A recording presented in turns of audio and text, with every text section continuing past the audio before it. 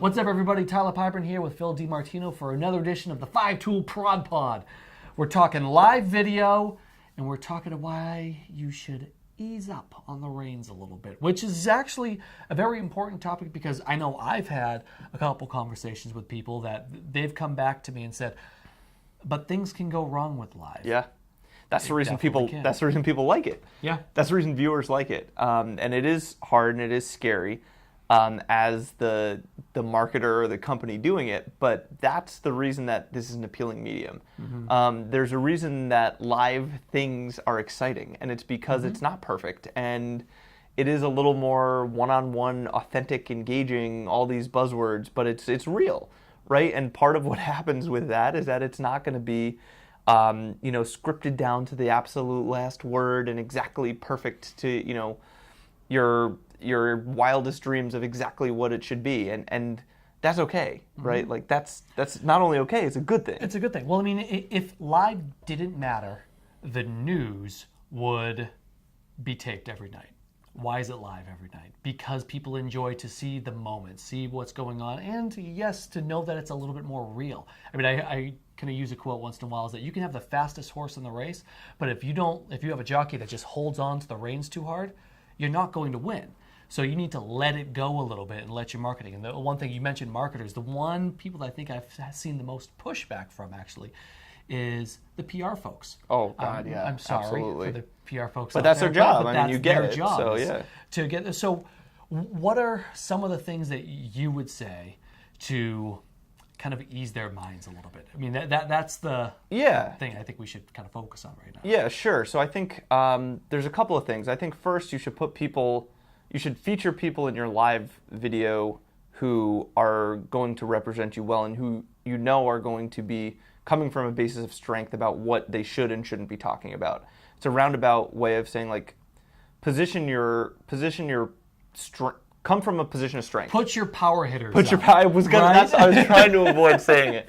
I know where you were going, but seriously, position the people there who know what they're talking about, who know your brand inside and out, so that they don't need a down to the second script. Mm-hmm. Put the people on there who live this every day, even if they're not a polished on-camera host. Someone who knows your brand in and out and who knows what the personality of your brand is. That's the person who you can put up there because you know they're not going to completely misrepresent you. And I would say that's step one. Yeah, and on the flip side, just you mentioned the whole script thing. Don't script out. Well, yeah, that's another big one. I mean, you're actually begging for things to go wrong when you script it too much. I mean, having done this, I've been in front of the camera for over a decade now.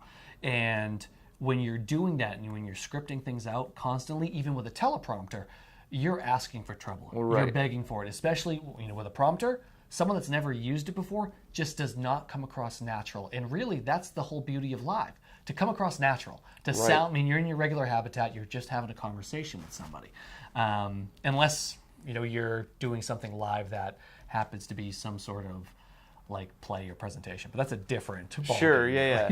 No, and I would say just pick a topic that lends itself to be a little more conversational, so that it feels real, right? Like the whole beauty of live is that it feels real and authentic, and I think that if you pick a topic and an event and something out in the world that's kind of conversational and a little less scripted, it'll draw people in naturally. I mean, you talked about like the news. I think another great example is award shows. Award shows are all still live, and people don't tune in to see the envelopes read, especially in this day and age. It's like unless it's the wrong envelope. Well, but what exactly. I mean, and that doesn't. The outtakes.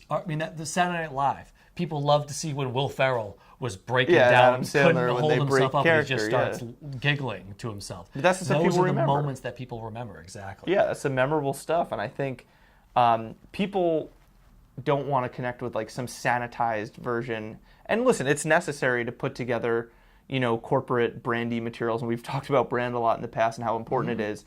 And I'm not saying divert from that entirely, but people don't want to connect with something that's a sanitized version of yourself. They want to connect with real other people, and they want to connect with the people that represent your company and your brand. And a really good way to do that is to put them in a position to, if they make a mistake or two, they make a mistake or two. But again, put people up there who know your brand inside and out, and then the mistakes will be, measures of, maybe tripping over themselves on camera Yeah. as opposed to, getting you in trouble with, And the other going portion of completely it too, off-brand. what I would say is, so PR folks sometimes run into issues with, as well as legal.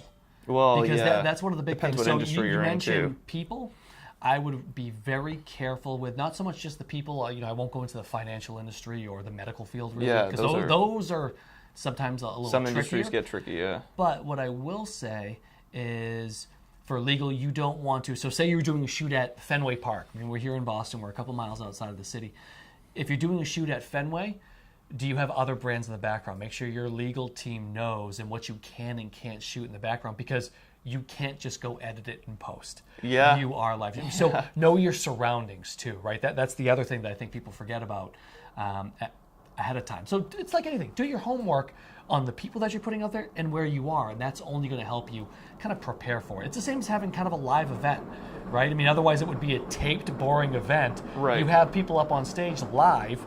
You want to show that. Yeah, and anything can happen. I mean, again, we say it a lot, but try to put yourselves in the shoes of the consumer, right? Like, if you are the consumer, what do you want to interact with? Do you want to interact with and watch, a commercial, or do you want to watch some live conversation? I mean, like, what's more appealing to you? And generally, at least for me, I want to have something real. I mean, that's why I love live sports. That's why, that's why these things are appealing to people. It's because there's a degree of authenticity, and sure, a little bit of an edge and a chance that something could happen that you're not expecting, and that's not a bad thing. And I understand why people get nervous about it, but especially in this day and age where Facebook is pushing live as hard as they are, and Twitter is amping up their live, their push for live video.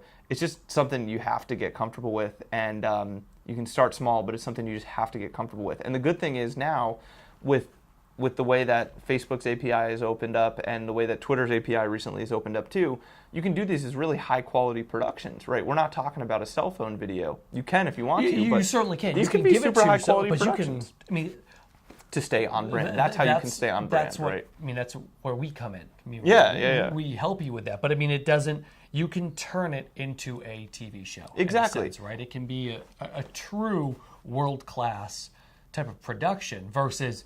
I know that's dude one with a cell phone. a guy with Yeah. a cell phone. I talk about luxury gyms all the time, Right. You don't want to say, "Oh, a guy with a cell phone walking That's around." not your brand. That's not your brand. Your brand is luxury. You want to depict that in a live video. It's yes, possible, yes, sure. it might cost a little bit more, but it's not astronomical. Sure. Right? I mean, Yeah. the costs have come down with the opening of the API, with the availability of technology, Yeah, right? absolutely. So one of the things I think we'll kind of leave it with is, not everything has to be live, but don't be afraid of it at the same time. Don't be scared. Just don't be scared of it, man. Don't be scared now. Don't be Peace, scared. Phil. I'm Tyler. Thank you guys so much for tuning in. We'll catch you guys next time.